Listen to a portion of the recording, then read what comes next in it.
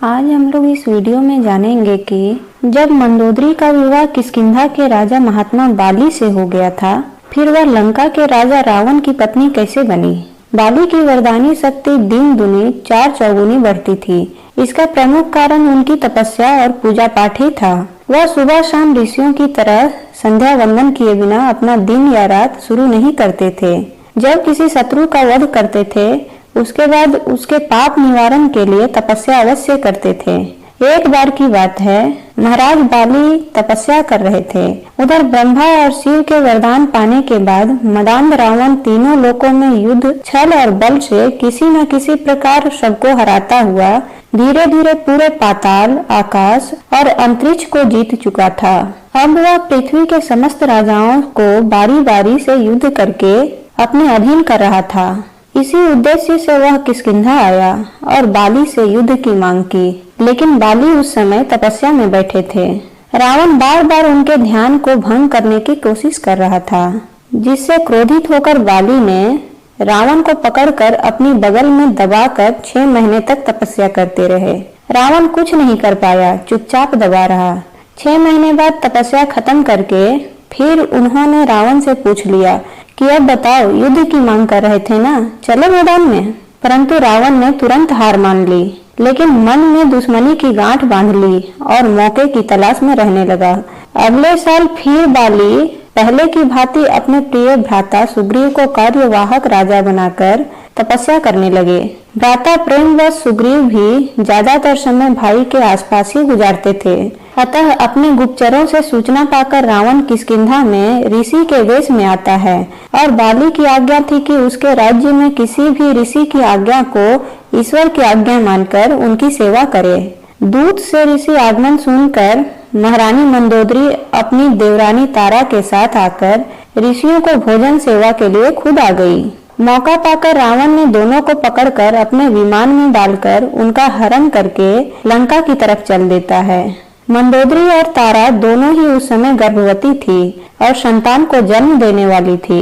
मंदोदरी बहुत बुद्धिमान स्त्री थी। उसने सबसे पहले देवरानी तारा को बचाने के लिए एक युक्ति सोची और रावण से बोली, हे राक्षस राज, आपकी बड़ी प्रशंसा सुनी थी कि आप बड़े बलवान हैं और वरदानी हैं। तो जब हमारे पति घर पर उपस्थित थे, आप युद्ध से जीत कर मुझे ले जाते तो वीरता थी, पर यह तो चोरी और कायरता है।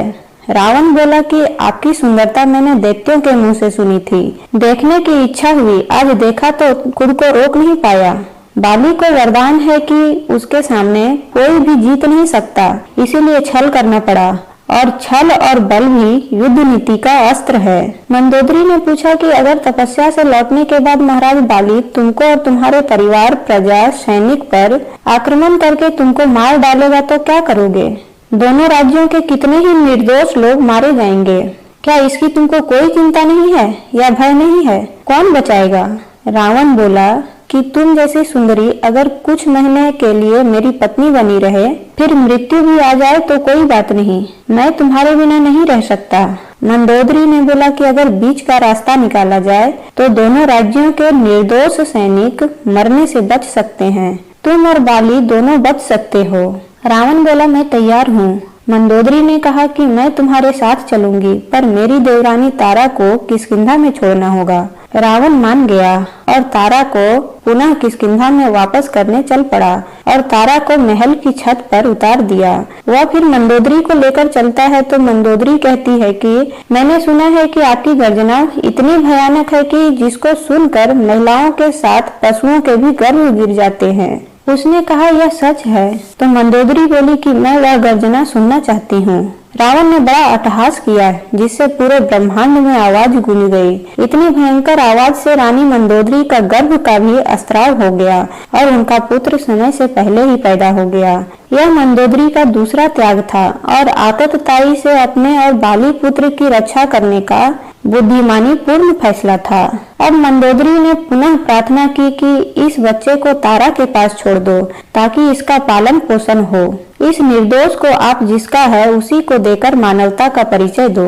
रावण ने पुनः विमान वापस किया और मंदोदरी को महल के छत पर उतारकर बच्चे को तारा को सौंपने की छूट दी। मंदोदरी ने अपना बालक तारा को देकर बोली, आज मैं अपना अंग तुम्हें देकर अपना बेटा दान कर रही हूँ। आज से तुम इसकी माता होगी। पुत्र माता के शरीर का अंग होता है, अतः इसका नाम अंगद होगा। अब मुझे अपने राज्य, तुमको और अपने पुत्र को बचाने के लिए रावण के साथ जाना होगा। और वह रावण के साथ लंका चली गई। रावण ने मंदोदरी से गंधर्व विवाह करके उसको लंका की महारानी बना दिया और परिणाम स्वरूप मंदोदरी रावण से गर्भवती हो गई।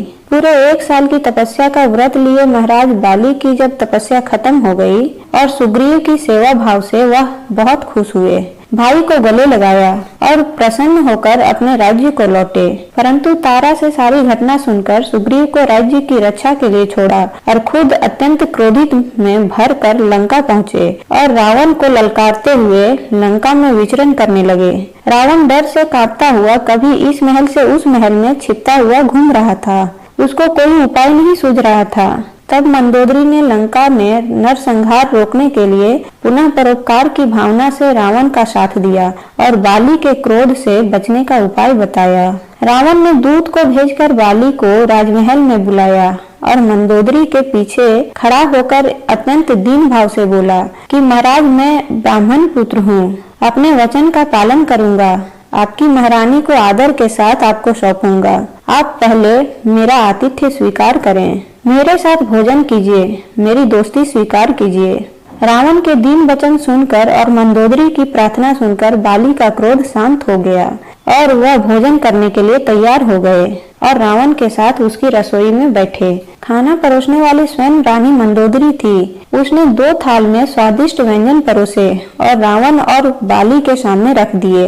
बाली ओम पूर्णामिदाम पूर्णेन्दु वाला भोजन के पूर्व ईश्वर को समर्पित मंत्र पढ़ने में अपनी आंखें बंद करते हैं, परंतु रावण अपनी थाली में 1 ग्रास खाकर फिर दूसरा ग्रास तोड़कर उसी में रखकर अपनी थाली बाली की थाली से बदल देता है।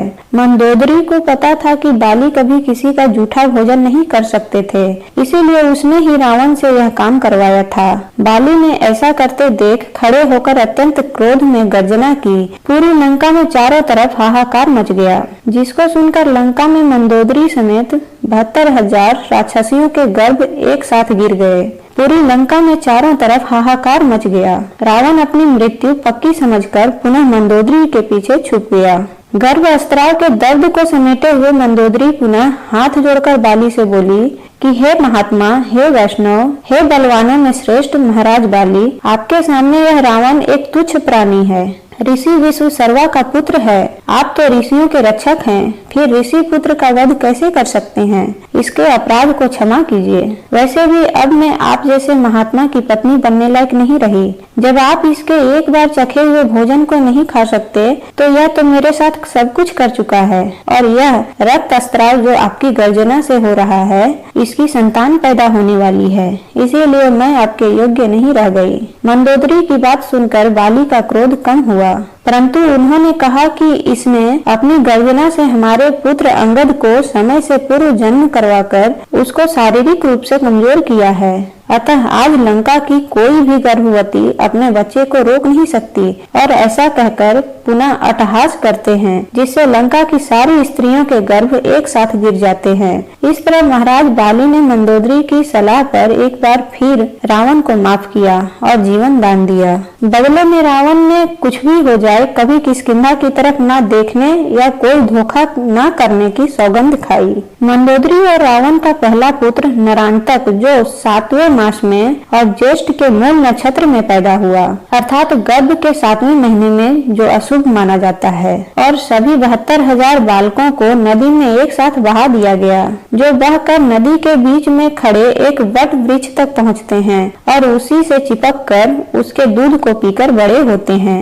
और अब मैं इसी के साथ अपनी वीडियो को समाप्त करती हूँ। वीडियो कैसा लगे कमेंट बॉक्स पर जरूर बताएं और इस वीडियो को लाइक जरूर कीजिएगा, जिससे मुझे और वीडियो बनाने का मोटिवेशन मिलती रहे। तब तक के लिए बाय बाय।